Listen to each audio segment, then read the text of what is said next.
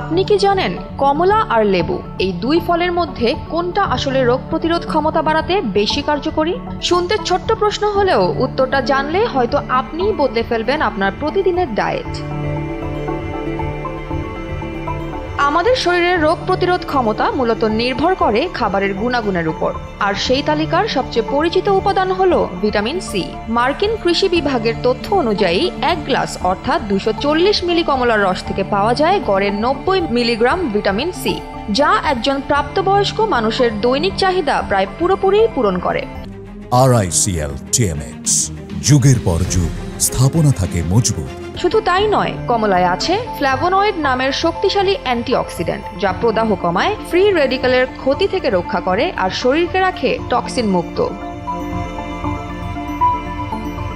অন্যদিকে একটি মাঝারি আকারের লেবুতে পাওয়া যায় প্রায় 30 থেকে 40 মিলিগ্রাম ভিটামিন সি, যা কমলার তুলনায় কম মনে হলেও লেবুর আসল শক্তি লুকিয়ে আছে এর কম ক্যালোরি আর কম চিনিতে। লেবুর শরবত পানি দিয়ে মিশিয়ে খেলে শরীরে ক্যালোরি জমে না, আবার পাচন ক্রিয়াও ভালো থাকে।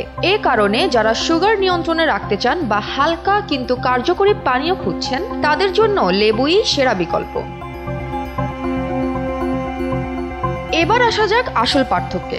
1 গ্লাস কমলার রসে থাকে প্রায় 21 গ্রাম প্রাকৃতিক চিনি। এটা শক্তি যোগালেও যারা ডায়াবেটিসের ঝুঁকিতে আছেন বা চিনি কমাতে চান তাদের জন্য আদর্শ নয়। কিন্তু লেবুর শরবত প্রায় চিনি শূন্য, ফলে এটি প্রতিদিনের জন্য নিরাপদ এবং হালকা পানীয়। অতএব রোগ প্রতিরোধ ক্ষমতা বাড়াতে দুই ফলই উপকারী। তবে যদি আপনার লক্ষ্য হয় প্রতিদিনের ভিটামিন সি এর ঘাটতি পূরণ করা, তবে কমলা হলো সেরা বিকল্প।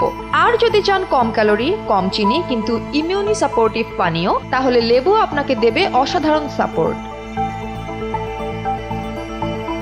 বিশেষজ্ঞরা বলেন প্রতিদিনের খাদ্যাভ্যাসে এই দুই ফলই যদি পালাক্রমে রাখা যায়, তাহলে রোগ প্রতিরোধ ক্ষমতা থাকবে শক্তিশালী, শরীর থাকবে সজীব। সুতরাং প্রশ্নটা আর কমলা না লেবু কোনটা খাবেন নয়, বরং সঠিক উত্তর হলো দুটোই খান, তবে নিজের শরীরের প্রয়োজন অনুযায়ী। কারণ স্বাস্থ্য রক্ষার লড়াইয়ে প্রতিটি ভিটামিনই আপনার শরীরের জন্য শক্তিশালী অস্ত্র। জয়া হাসান, NPB।